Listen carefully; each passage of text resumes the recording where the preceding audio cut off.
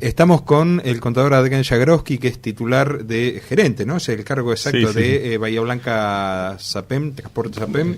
¿Qué tal, Adrián? ¿Cómo bien, te va? Muy bien, buenas tardes. ¿Cómo están ustedes? Muy bien. Adrián, hoy pusieron en marcha 13 unidades piso bajo en la línea 502. Sí, así es. En realidad, nosotros, si bien esto comenzó, la actividad de transporte público a cargo de Bahía Transporte SAPEM comenzó en abril de 2012 como respuesta y expectativa de resolución a una situación de emergencia, una situación compleja para el transporte bahiense. En aquel momento el interés del intendente no era simplemente resolver aquella emergencia, sino generar condiciones estructurales que llevaran al sistema de transporte público de Bahía Blanca a un nivel diferente, de manera tal que la cuestión del transporte público, que durante mucho tiempo fue compleja, tuvo altibajos, nunca había encontrado un camino estable y consistente para su prestación, encontrar ese camino, y entendemos que hoy se está logrando eso. Uno de los compromisos que se habían asumido en aquel momento era el de brindar soluciones de accesibilidad, colectivos que fueran accesibles para todas las personas. Los colectivos que se incorporaron hoy son unidades de piso bajo que tienen rampas para poder subir con sillas de rueda o personas con dificultades motrices. Al mismo tiempo, y dada la oportunidad de incorporación de unidades, trajimos colectivos que tienen aire acondicionado, lo cual en el rol que al mismo tiempo se le asignó a Bahía Transporte SAPEM de empresa testigo, quisimos elevar el estándar prestacional y llevar el criterio general, los parámetros de la calidad prestacional a otro nivel, y de esa manera comprometer también al resto del sistema a ir mejorando en calidad de unidades y en el tipo de colectivos que se emplea para prestar el servicio. Las nuevas modificaciones de tránsito están orientadas más allá de descomprimir justamente el tránsito y a veces estas contracciones que se están produciendo también están tendientes a fortalecer y a favorecer al transporte público de pasajeros, fundamentalmente al de colectivos. Sí, en realidad lo que se está haciendo en Bahía Blanca, en esto Bahía Blanca no descubre la pólvora, estamos siguiendo los lineamientos que a nivel mundial prevalecen como principios en lo que tiene que ver con las soluciones de movilidad sostenible. ¿Cuáles son esos principios o cuáles son algunos de esos principios?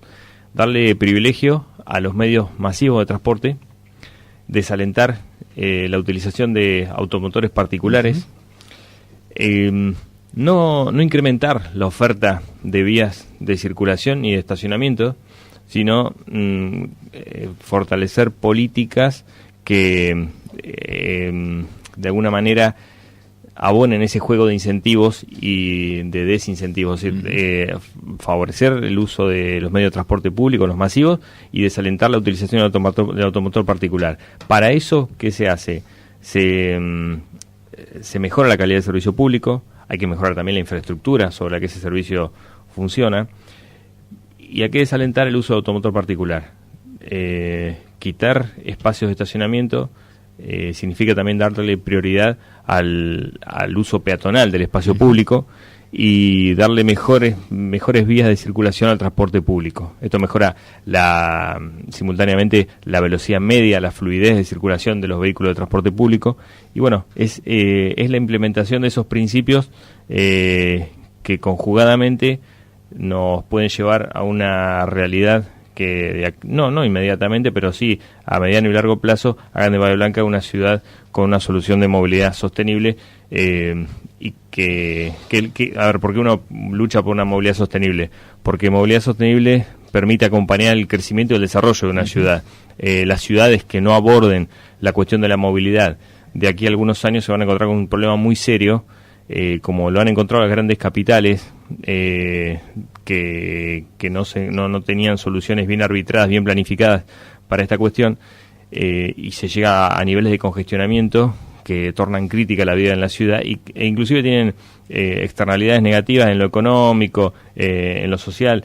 Hay que abordar el tema, hay que respetar los principios que ya sobre cuestiones que ya están probadas en el mundo entero, y si bien es cierto que uno puede darle cierta plasticidad, buscar ajustes, buscar la adecuación a las condiciones locales, no querer importar modelos rígidos de ningún otro lugar, sí es importante saber cuáles son los principios en los cuales se apoya una buena lógica de movilidad sostenible. Siempre el proyecto, que no sé si es un proyecto, pero sino un anhelo del boleto combinado, ¿no es cierto? Sí. ¿Cuál es la verdadera dificultad, si es que es viable? Porque uno debe preguntarse si esto es viable práctica y económicamente, por la cual nunca se ha podido instrumentar, por lo menos en el diseño del transporte público. En realidad eso tiene dos planos, un plano operativo y un plano, digamos, operativo. Cuando hablo de operativo me refiero al diseño de los recorridos, claro, para poder ejecutar efectivamente esas combinaciones, y otro que es el económico, es decir, a ver, cuánto, por ejemplo, si uno compra un pasaje, durante cuánto tiempo va a poder usar el servicio en una línea o en otra. Bueno, ¿dónde estamos hoy? Estamos mucho mejor que quizás 2 años atrás, porque hoy tenemos una herramienta que subsume el concepto de boleto combinado, que es el pase libre mensual. Hoy el ciudadano bahiense tiene la posibilidad de adquirir un pase libre mensual con el cual puede, una vez en su poder, es un pase que vale 264 pesos, puede viajar todo lo que quiera en el sistema por espacio de 35 días. En esos 35 días puede hacer todas las combinaciones de servicio que desee. Puede bajar de un colectivo, subir a otro. Por ejemplo, yo siempre doy ejemplos que conozco de la práctica, que sé que los usuarios les ha sido de utilidad. Aquellas personas que vienen de Ingenio White y quieren tomar un colectivo desde el centro hasta la universidad. Antes de la vigencia de este pase libre no tenían otra alternativa que pagar 2 pasajes. O sea, hoy pueden bajar de un colectivo, tomar otro. Estos pasajeros, sí, en definitiva, económicamente tienen el boleto combinado. Tienen el boleto combinado. Ahora, es cierto que uno puede pensar en un análisis mucho más focalizado a la combinación de pasajes, y ahí hay que ingresar a lo que es el análisis de recorridos combinables. Pero ¿qué problema tenemos para eso? No es que sea imposible. El tema de los recorridos es una cuestión muy sensible desde el punto de vista del hábito de los usuarios. Nosotros, cuando intervenimos en recorridos, más allá de la lógica técnica en la que podamos apoyarnos, nos encontramos con que al momento de implementar, el pasajero bahiense es un pasajero que está muy acostumbrado a los recorridos que ya considera consolidados, claro. ¿Sí? Entonces, no podemos, o vamos por la combinación o vamos por un sistema como el que tenemos, al cual podemos ir haciéndole algunas adecuaciones. Ir a un sistema absolutamente orientado al boleto combinado o los recorridos combinados nos obliga a un barajar y dar de nuevo que realmente... que es muy complejo. Sí, es complicado, y no estamos jamás cerrados a eso, pero sí soy consciente de que requiere un análisis y un acompañamiento de todos los sectores de la sociedad, que me parece que por ahora no estaríamos en condiciones de afrontarlo. ¿Por qué? Porque venimos de un sistema al que hemos recuperado en sus principales variables, lo que tiene que ver con la calidad y el estado de las unidades, con el cumplimiento de las frecuencias, los horarios. Hemos agregado algunos servicios que se demandaban y no se estaban prestando. Bueno, hoy esa es la fotografía de nuestro sistema. Ahora sí podemos ir por algunos ajustes de diseño, y en alguna otra etapa posiblemente lo que tiene que ver con los boletos combinados o con las combinaciones de recorrido. Pero creo que en este momento tenemos que seguir afianzando esto de mejorar infraestructuralmente. Estos días estamos trabajando muy fuertemente. La municipalidad está licitando 130 refugios. Queremos seguir avanzando en la pavimentación de las trazas sobre las que circulan los colectivos. Bueno, avanzar en eso, y si en algún momento en la agenda del transporte bahiense aparece la cuestión del boleto combinado, nadie está cerrado a analizarlo. Unas preguntas, después en todo caso las profundizamos en el otro bloque. Hoy el transporte público, digamos, cada vez tiene más pasajeros, viene aumentando, sí. Viene acompañándose. Sí, definitivamente, y eso a nosotros nos resulta más que estimulante, porque uno puede trabajar bien, puede hacer las cosas con un criterio positivo, pero si los resultados en la práctica no acompañan ese trabajo que uno viene desarrollando, y no es muy estimulante. Nosotros hoy estamos encontrándonos con un sistema que tiene cada vez más pasajeros, lo cual en principio nos permite asumir que sin ser perfectas, ni mucho menos, ni nadie querer arrogarse el éxito de nada, las políticas que se están implementando para favorecer el uso del transporte público tienen un resultado concreto y lo estamos verificando. Nosotros estamos sondeando permanentemente y, por ejemplo, último mes cerrado, mayo de 2014, tenemos un 4% más de pasajeros que en mayo de 2013, cuando el sistema ya estaba prestado el servicio por las mismas empresas que lo prestan actualmente. Es decir, y tratándose del transporte de un bien normal, es decir, que sigue la suerte de la actividad económica, normalmente la cantidad de pasajeros puede aumentar en una ciudad por dos motivos: por un crecimiento demográfico o por un incremento en el nivel de actividad económica. Para justificar un 4% de incremento, no se explica, claro, no se, políticas exacto, no se explica exclusivamente ni por crecimiento de la actividad económica ni por crecimiento demográfico. Entonces, necesariamente tenemos que asumir que las políticas implementadas están dando un resultado positivo en el sentido de convocar cada vez más pasajeros al sistema. Yo te tengo que preguntar, seguramente porque vos sabés que hemos tenido alguna, no disputa personal, sino alguna consideración. ¿Por qué durante más de, digamos, al menos durante un periodo el municipio anunciaba que había aumento de pasajeros y cuando venía el estudio de costos no se veía reflejado eso? No, en realidad yo creo que en ese sentido lo que hubo fue eventualmente un desencuentro o un malentendido en términos de la interpretación de la información. No digo que haya sido simplemente mal interpretada ni con mala voluntad, ni mucho menos. Simplemente creo que probablemente desde el momento en que se emitió también la información no fue suficientemente fino al detalle el dato como para que todos nos pusiéramos de acuerdo con respecto a cuáles eran los periodos involucrados, que se comparaban. Claro. La realidad es que el sistema tuvo un salto en cantidad de pasajeros cuando se va a Grupo Plaza y comienza la explotación por las empresas locales, y a partir de allí el incremento es moderado. Nadie puede esperar que la dinámica de crecimiento en la cantidad de transportados se sostenga el ritmo que mantuvo en un comienzo cuando se recuperó, digamos, a nivel local la prestación. Pero los datos sobre cantidad de pasajeros transportados están auditados permanentemente por la Secretaría de Transporte de la Nación, por la Comisión Nacional de Regulación del Transporte. Son datos absolutamente transparentes que están publicados en los portales de esos organismos y que además cada tanto vienen inspecciones. No son datos manipulables bajo ningún concepto. Lo que sí puede haber habido fue un desencuentro, un malentendido con respecto a cuáles eran los periodos a los que nos estábamos refiriendo cuando hablamos de cambios en la cantidad de pasajeros transportados. Hoy, a través de las políticas que se han instrumentado desde el municipio respecto de la utilización del pasajero frecuente, en fin, que generan, digamos, un estímulo a la utilización del colectivo, pero también como contrapartida una participación vía subsidios del municipio para la viabilidad y la sustentabilidad del sistema.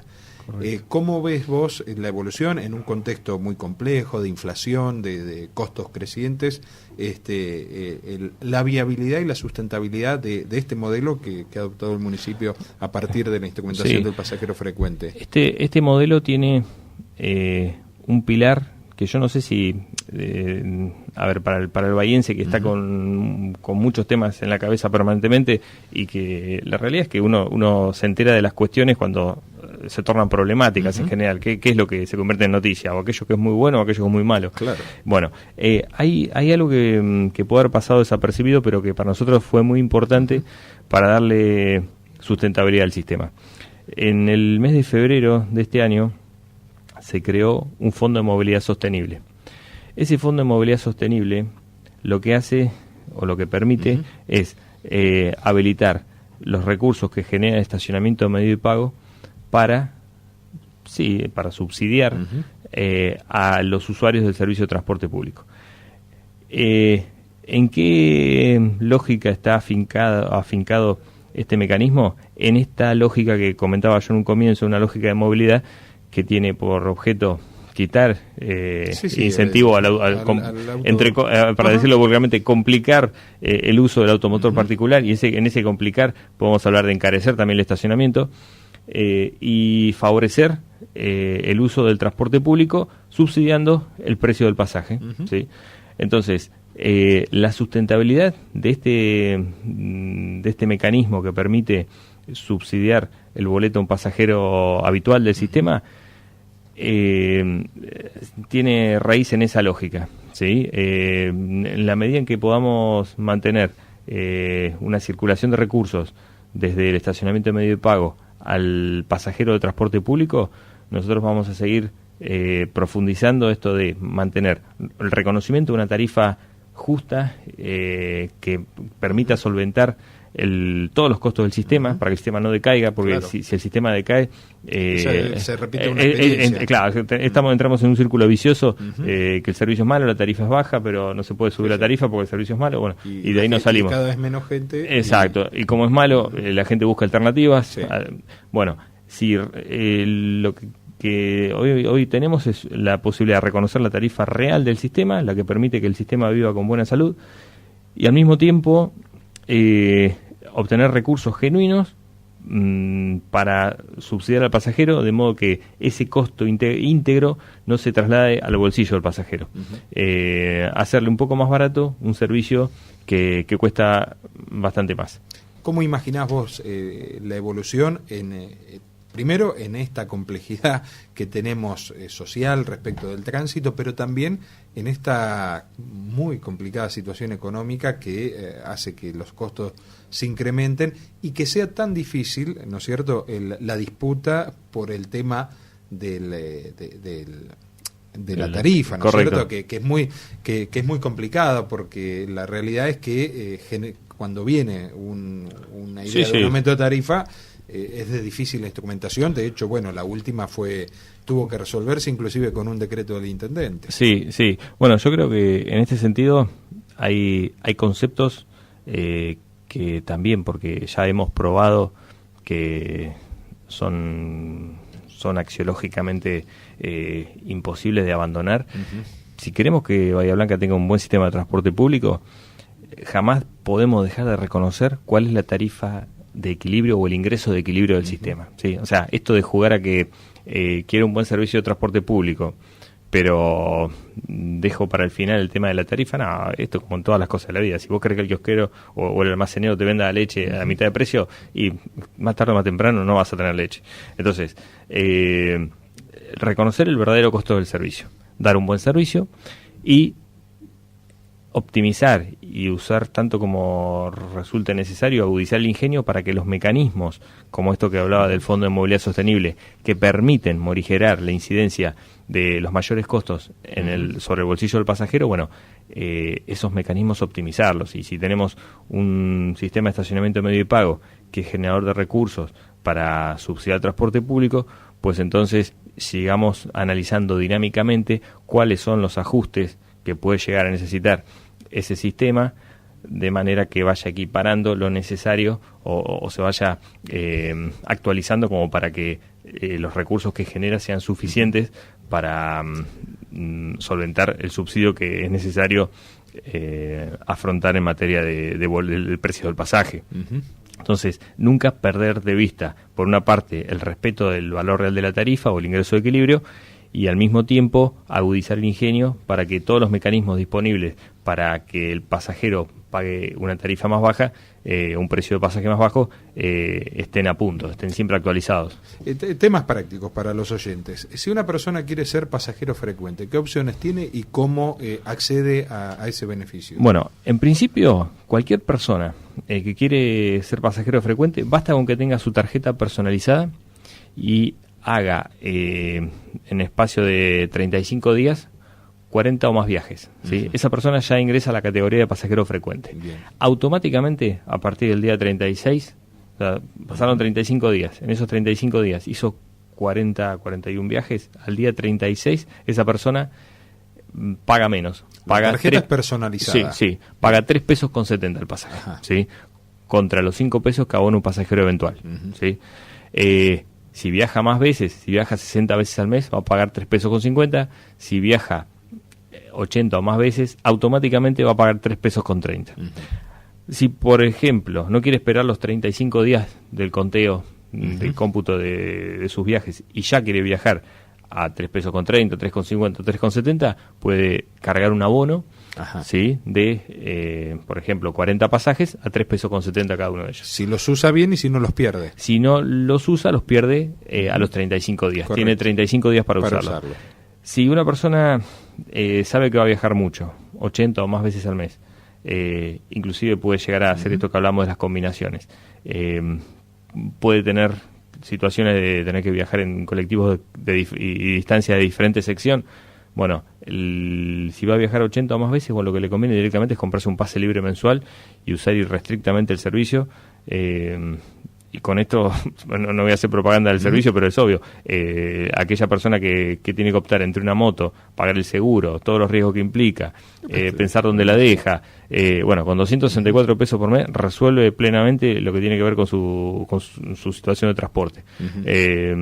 Inclusive nosotros... Y está el servicio preparado para competir fundamentalmente en lo que tiene que ver con la frecuencia y la disponibilidad. Sí, hoy por hoy... el nivel de cumplimiento de frecuencia que tenemos es superior al 94%. Y realmente lo estamos monitoreando muy de cerca, cuando no solamente las líneas de Bahía Transport SAPEM, al resto de las líneas se las controla también, se las controla mucho, y estamos muy abiertos también a escuchar la opinión, la devolución del pasajero. Cuando un pasajero nos trae alguna inquietud, inclusive alguna queja, para nosotros no es molestia, es un dato importante para mejorar aquello que resta mejorar, siempre hay por mejorar. No queremos en ningún momento cerrar las puertas y decir, bueno, hasta acá llegamos y este es el servicio que brindamos. No. Esto es muy dinámico, el servicio siempre va a justificar ajustes, y realmente sabemos que el transporte público es un eslabón fundamental en la cadena de responsabilidades cotidianas de las personas. El que tiene que ir a trabajar, si no lo lleva a su horario, esa persona pierde el presentismo. El que tiene que ir a estudiar puede perder un examen porque no llega a horario a rendir. No es un juego de niños, es un tema fundamental. Adrián, las dos últimas consultas. Una es la de la discusión de todos los años. ¿Cuándo estimás vos que se va a discutir tarifa en Bahía Blanca? Yo creo que... En estas condiciones, sí. Es difícil. Bueno, a ver, la intención, el objetivo planteado por el intendente es, por lo menos para los pasajeros frecuentes, no hablar de tarifa en todo 2014. ¿Sí? Durante 2013 se mantuvo un valor tarifario para usuarios frecuentes, y la intención es sostener ese mismo valor durante 2014. La premisa era mantener 24 meses el mismo precio para usuarios frecuentes. La verdad que no es un desafío sencillo, porque realmente todos sabemos que la inflación y la dinámica de costo y la dinámica salarial no son materia exclusiva del transporte, o sea, se da en todos los ámbitos.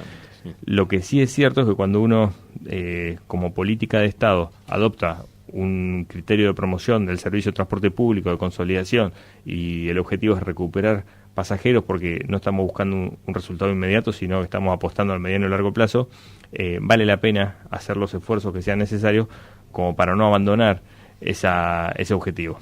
Yo creo que hasta fines de 2014 tarifa no se habla. Correcto. Y después, cambiando un poco el tema, no hemos tenido tiempo y no hemos hablado del sistema de estacionamiento medido. ¿Tuvieron alguna dificultad en la puesta a punto? ¿Cómo está hoy el sistema tuvo... Nosotros, en realidad, viste, hoy te decía, bueno, hacen ruido las buenas y las malas noticias. El sistema que estuvo bajo la lupa en una semana en la que estuvo a prueba, que no había infracciones, realmente estaba a prueba, en una semana en la cual se quería corroborar y hacer los ajustes que fueran necesarios, el sistema tuvo problemas en esa semana. Tuvimos un fin de semana en el cual se hizo un cambio del software de todos los parquímetros, de todos los equipos, con los ajustes que eran necesarios, y realmente a partir de ese momento inclusive los parquímetros son monitoreables online. Cualquier bahiense puede entrar en la página de GPS Urbana, ahí abrir una pestaña sobre parquímetros y está la situación de emisión de transacciones de todos los equipos y cuál es el estado de su batería y demás. Los parquímetros están funcionando bien. Lo mismo que el transporte público. Perfección absoluta no existe en ningún sistema, pero hoy por hoy no llegamos a un 3% de falla promedio por semana. O sea, el sistema está y se están registrando 15.000 transacciones por día. Es un sistema que está funcionando bien. Y te digo más, este es un sistema que tiene un lindo potencial porque estamos incorporando etapas nuevas que en pocos días más van a estar, lo que tiene que ver con la posibilidad de registrarse en estacionamiento medido a través de mensajes de texto o a través de aplicaciones móviles. Claro. Se va a sensorizar el espacio de estacionamiento, que va a permitir al usuario conocer cuáles son las calles en las que tiene lugar disponible y cuáles no. Realmente creemos que va a ser un buen sistema de estacionamiento medido. Adrián, se nos fue el tiempo. Muchas gracias. No, un placer. Por la exposición y un placer. Seguramente vamos a estar. Va a ser un gusto. Va a ser un gusto.